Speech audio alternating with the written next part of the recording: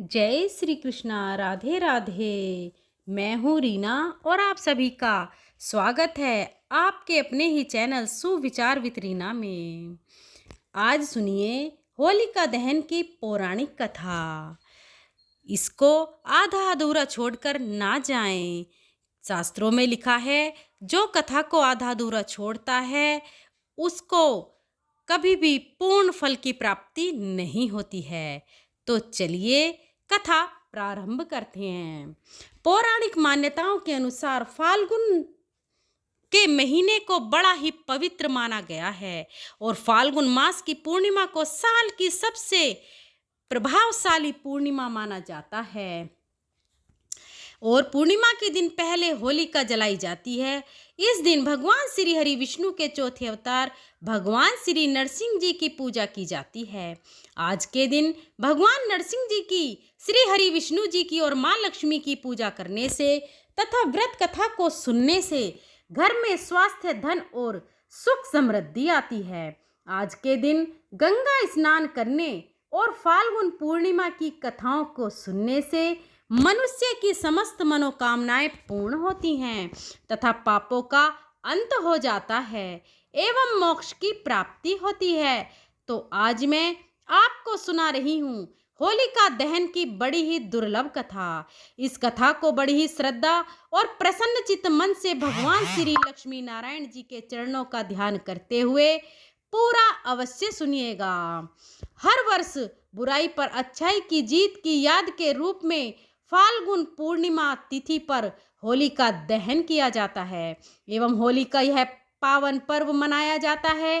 फाल्गुन पूर्णिमा पर विष्णु जी एवं लक्ष्मी जी की पूजा, व्रत आदि करने का जितना महत्व है उतना महत्व इस दिन फाल्गुन पूर्णिमा की पौराणिक कथा को सुनने का भी है। मान्यता यह है कि यह कथा सुनने से यश, कीर्ति, धन, धान्य और संतान सुख प्राप्त होता है तथा अंत में बैकुंठ धाम की प्राप्ति होती है। सतयुग में ऋषि कश्यप के दो पुत्र थे, हिरण्यकश्यप और हिरण्याकश्यप। हिरण्याक्ष भगवान ब्रह्मा से मिले वरदान की वजह से बहुत अहंकारी हो गया था। अपनी शक्ति का प्रदर्शन करने के लिए वो भूदेवी को साथ लेकर पाताल में भगवान विष्णु की खोज में चला गया। भगवान विष्णु ने वराह अवतार में उसके साथ युद्ध किया और उसका विनाश कर दिया, लेकिन संसार के लिए खतरा अभी टला नहीं था क्योंकि उसका भाई हिरण्याकश्यप अपने भाई के मौत की बदला लेने को आतुर था। उसने देवताओं से बदला लेने के लिए अपनी असुरों की सेना से देवताओं पर आक्रमण कर दिया। हिरण्याकश्यप देवताओं से लड़ता, लेकिन हर बार भगवान विष्णु उनकी मदद कर देते। हिरण्याकश्यप ने सोचा, अगर मुझे विष्णु को हराना है तो मुझे अपनी रक्षा के लिए एक वरदान की आवश्यकता है, क्योंकि मैं जब भी देवताओं और मनुष्यों पर आक्रमण करता हूँ तो विष्णु मेरी सारी योजना तबाह कर देते हैं। उनसे लड़ने के लिए मुझे शक्तिशाली बनना पड़ेगा। अपने दिमाग में ऐसा विचार लेकर वो वन की तरफ निकल पड़ा और भगवान ब्रह्मा की तपस्या में लीन हो जाता है। वो काफी लंबे समय तक तपस्या में इसलिए रहना चाहता था ताकि वो भगवान ब्रह्मा से अमर होने का वरदान मांग सके। इस दौरान वो अपने और अपने साम्राज्य के बारे में भूलकर कठोर तपस्या में लग जाता है। इस दौरान इंद्रदेव को ये ज्ञात होता है कि हिरण्याकश्यप असुरों का नेतृत्व नहीं कर रहा है। इंद्रदेव सोचते हैं कि यदि इस समय असुरों को समाप्त कर दिया जाए तो फिर कभी वह आक्रमण नहीं कर पाएंगे। हिरण्याकश्यप के बिना असुरों की शक्ति आधी है। अगर इस समय इनको समाप्त कर दिया जाए तो हिरण्याकश्यप के लौटने पर उसका आदेश मानने वाला कोई शेष नहीं रहेगा। ये सोचते हुए इंद्र अन्य देवों के साथ असुरों के साम्राज्य पर आक्रमण कर देते हैं। इंद्रदेव के अपेक्षा के अनुसार हिरण्याकश्यप के बिना असुर मुकाबले में कमजोर पड़ गए हैं और युद्ध में हार गए। इंद्रदेव ने असुरों को कई समूहों को समाप्त कर दिया। हिरण्याकश्यप की राजधानी को तबाह कर इंद्रदेव ने हिरण्याक्ष के महल में प्रवेश किया, जहां पर उनको हिरण्याकश्यप की पत्नी कयाधु नजर आई।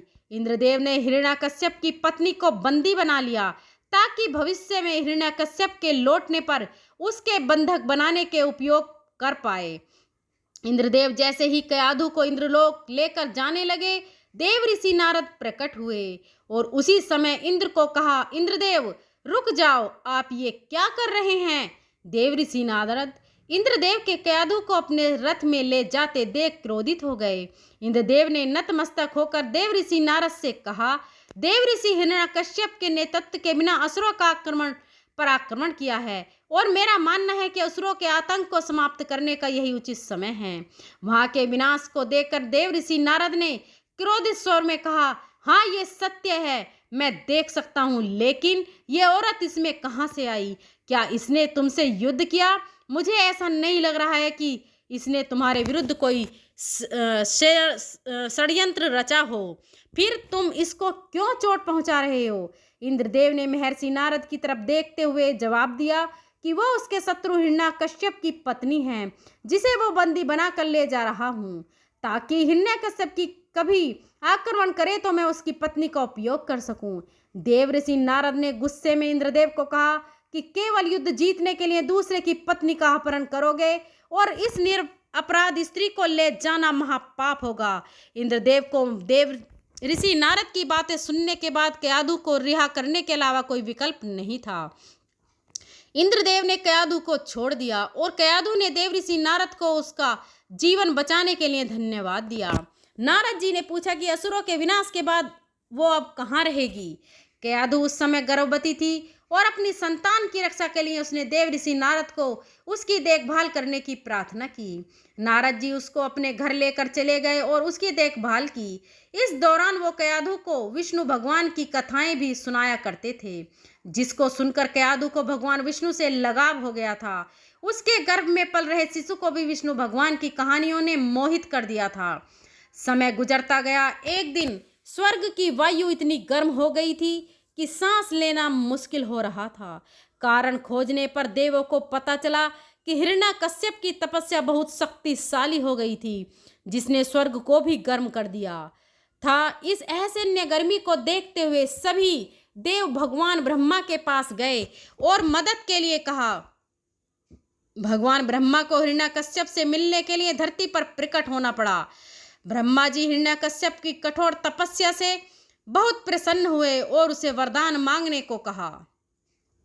हिरण्यकश्यप ने नतमस्तक होकर कहा, भगवान मुझे अमर बना दो। ब्रह्मा जी ने अपना सिर हिलाते हुए कहा, पुत्र जिनका जन्म हुआ है उनकी मृत्यु निश्चित है।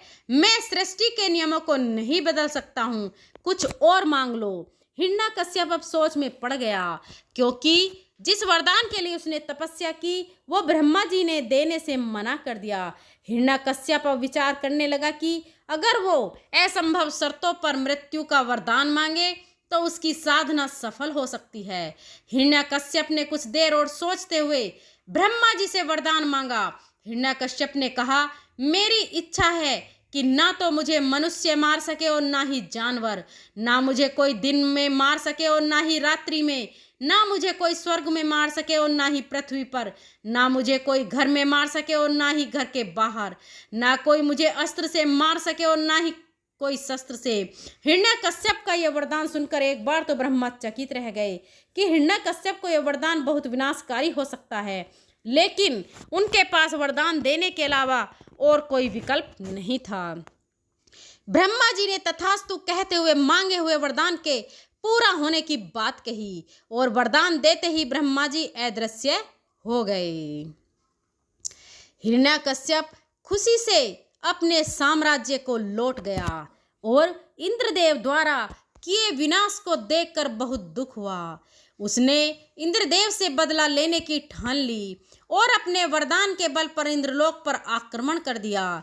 इंद्रदेव के पास कोई विकल्प नहीं था, इसलिए सभी देवों के साथ देवलोक चले गए। हिरण्यकश्यप अब इंद्रलोक का राजा बन गया।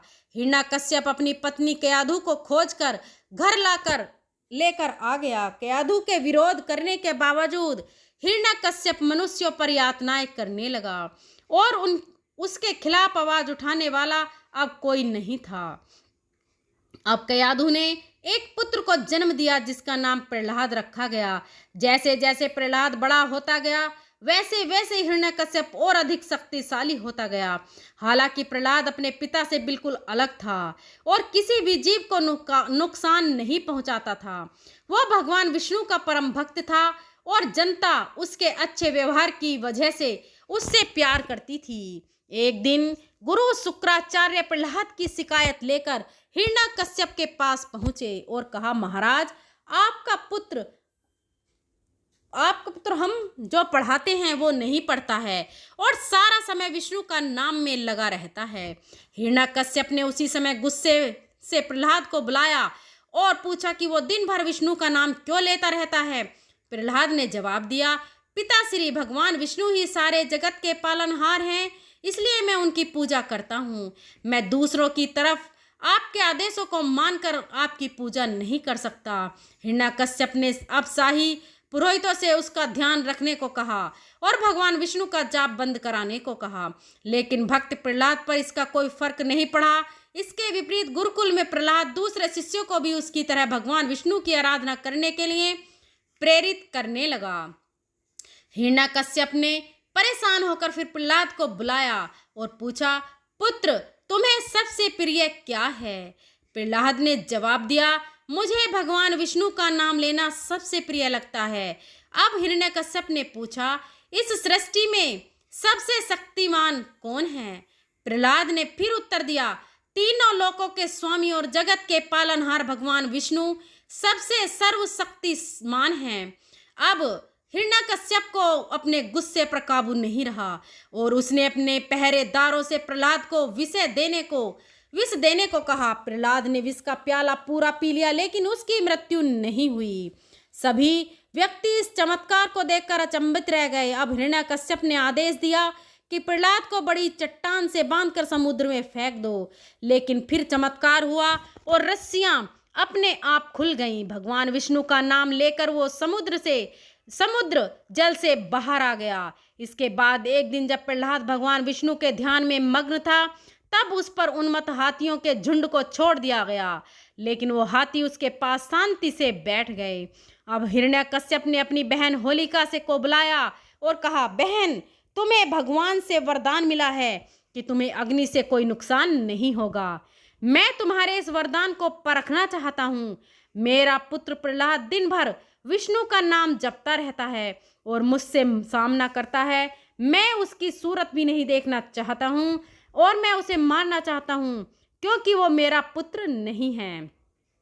मैं चाहता हूँ कि तुम प्रहलाद को अपनी गोद में बिठाकर अग्नि पर बैठ जाओ। होलिका ने अपने भाई की बात स्वीकार कर ली। अब होलिका ने ध्यान करते हुए प्रहलाद को अपनी गोद में बिठाया और हिरण्यकश्यप को आग लगाने को कहा। हिरण्यकश्यप प्रहलाद के भक्ति की शक्ति को नहीं जानता था। फिर क्या था, भगवान श्री हरि विष्णु की कृपा से आग में से प्रतिरक्षित होलिका जलने लग गई और उसके पापों ने उसका नाश कर दिया।